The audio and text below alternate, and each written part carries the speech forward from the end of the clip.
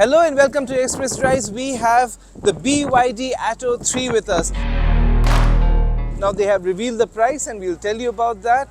But the good news is they have received a lot of bookings, 1,500 bookings to be precise, and the deliveries will start in January 2023. So what makes BYD stand apart from the other EV players? Well, it is the battery itself. The blade technology is supposed to be, or is claimed to be, the most advanced and durable technology in the entire world. So we're going to find out what the Atto 3 is all about.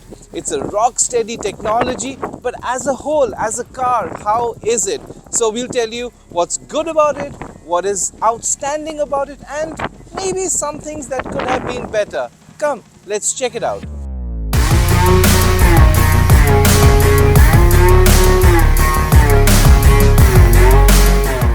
The cabin of the Atto 3 is really a special place. It is space age. It is something that you've never seen.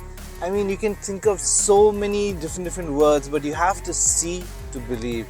I mean, the way the dashboard is crafted, it is really futuristic. It's something like, if you're a Star Trek fan, you can actually identify with the wacky design. Like the dashboard, as we mentioned before, it's slightly curved, the upper part of the dashboard, and it's got that leather finish and soft leather as well.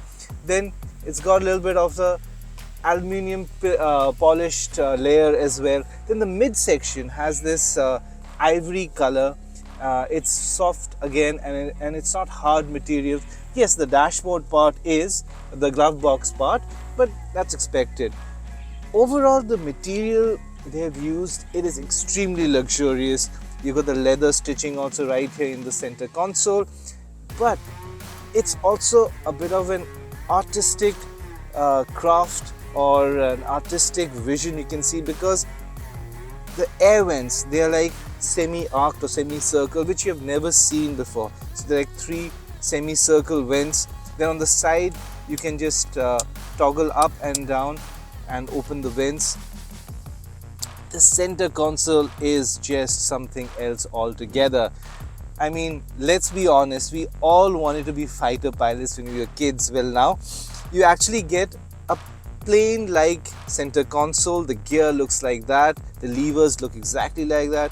There are a lot of physical buttons, which is very good because it's a lot more convenient to use. The center console right here has all the important buttons and functions that you need, like regen over here, then your 3 different driving modes, then your traction, all sorts of things. Your AC control as well, volume control if you need, but of course volume control is also here on the steering wheel. Now, just moving on to the steering wheel, it is extremely well built. It's not too light, it's not too heavy, so it's well balanced. You got this leather finish, and it's also got a flat bottom steering wheel, so it's sporty. It's really, luxurious, that regal look it has. Then the levers, they're again completely different. You actually slide back and then it opens. They're not your normal levers. It is rested on top of one of the 10 speakers, so it's really different league altogether. The 12.8-inch infotainment system. It looks like your regular touchscreen, but there is something that it comes additional with. It's a first of a kind, and here you see you can have it both on landscape or portrait, whatever suits you. And if you also don't want to leave your steering wheel, you can have a button right here. Just click it and there it's sorted. It has a 5-inch display right here. Now it's not touchscreen, you can't change the setting, but what it does is it tells you exactly all the information. Like right now I'm changing its eco mode, sport mode, normal mode. Same with traction control, there it is. You can switch it off, switch it on. So that is how it works, and it is also very helpful right here. So it's really a special place to be in. It's got a panoramic sunroof, these lights right here, they're touch buttons, and on top of that you also have a wireless phone charger right here. So everything is very much sorted.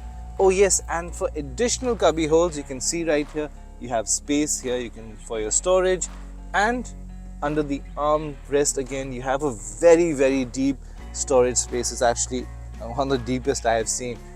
So practical, stylish, you name it, it has got it spot on. So the seats are also very comfortable. We're going to talk about the seats when we sit in the back. So we're sitting at the rear, and you can see there is just plenty of knee room, leg room, shoulder room, head room. There's just so much room. But in terms of the seat quality is just amazing. It's really good. It's fairly flat, so it does try, and you can seat 3 adults here, even though the middle seat is slightly raised, but still it's very much flat. Now the thing over here is that from floor to the knee, it is slightly low, the height you can see. So that's the reason why you don't have any under thigh supports. That's the only thing that we can actually think of.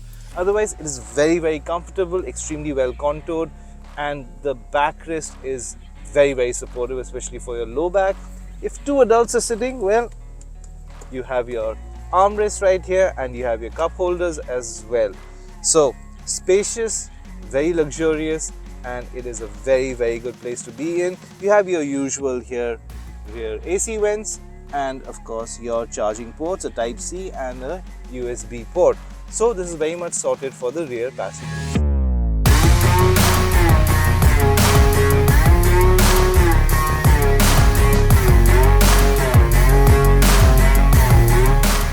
So we're driving the Atto 3, and the first thing that you'll notice is how well the cabin is built, because the noise outside it doesn't penetrate or seep into the cabin. So it's actually a very quiet place to be in. We're actually driving in Chennai, and it is raining. On top of that, there's also a bit of a cyclone alert, so the winds can get a bit strong, but inside it is really quiet, and it's a good place to be in. Now we'll just get the specs out of the way before we talk about the driving experience. Now it is powered by a roughly 60 kilowatt hour battery. Now in India, the Atto 3 is only available in one variant. Otherwise, in the international market, it's also available with a 50 kilowatt hour battery. So now we get the bigger battery. It has a power output of 201 bhp and a very good healthy torque of 301. In terms of the range, according to the ARAI figures, it is supposed to give somewhere in the region of 520. Realistically speaking, anything over 400 kilometers is going to be really good, and we have been driving this for almost the entire day, and it is showing very decent mileage or range, so that is pretty much sorted. Now moving forward to the charging capacity, how long does it take? Well, if you charge it with a fast DC charger, well, then it takes barely 50 minutes, so that's just below 1 hour. So from 0 to 80% of the battery, it gets charged in 50 minutes. And if you use the AC charger, then it takes a bit longer. Usually in cars it takes around 7 to 8 hours, but in case of the Atto 3 it takes around 9.5 to 10 hours. So again, it's going to be an overnight recharge, but yeah, it could have been a bit more faster. Now nonetheless, we've already told you about the power output, but it is also a fast car. According to BYD, it does 0 to 100 kilometers in just 7.3 seconds. So it is a fast car. So that is all about the specs. Now we're just going to go over a speed breaker. So like all the other EVs, it also comes with multiple driving modes. What are the driving modes? Let's just take a look. It comes with Eco, Sport and Normal. There is not that much of a difference in the response, but yes, in terms of the Sport, it does feel a bit more nippy, a bit more faster. But apart from that, it is still very linear, the output. So even if you just step on the pedal, it doesn't really throw you back into the seat. So that is something good, because then you feel a lot more confident. You don't feel like, a monster is just about to, zoop, push you back. So that's one thing good. We'll just take a U-turn. And in terms of also the steering setting, there are two steering modes. There is the sport mode, which makes it a bit more heavier, but it is still well weighted. It doesn't feel too heavy. And of course there is the comfort, and comfort is extremely practical when you're driving in the slow moving traffic of the city. So that is what the practical aspect of this car is. But how does it ride? Because we have pretty challenging roads. When it encounters potholes, it actually is quite good, because it does neutralize the thuds and the bumps. Normal ditches and small potholes is really not much of an issue. On the deeper potholes, yes, sometimes you can feel a little bit of a jarring effect, more so for the rear passengers, but daily commute, it is really sublime, the suspension setup, and it is going to be very much appreciated by rear passengers. That is really good. It also comes with, of course, regeneration system like all the other EVs. Then how does it drive? The steering wheel, as we said, it's fairly responsive. It is supposed to be a more of an effortless driving experience, and that's what it offers. So it's not like razor sharp handling, but when you're driving in the city, when you're driving on the highway, it remains stable. It's like gives you a lot of confidence, and more so you feel like you're in control. So that is something that is very important. You can see it's pouring in Chennai, but the most important thing is, what is the verdict of the BYD Atto 3? And we say that it's really worth going for. It is practical. It is got a range of 521 ARI figures, but we got it over 400 something figures. That is really impressive. It is luxurious. The sort of quality it's used, it actually matches or is in the region of the luxury car makers. It is practical, it is spacious, the state-of-the-art features and technology both. It has virtually everything, and on top of that, practicality. The ground clearance of this car is 175 mm.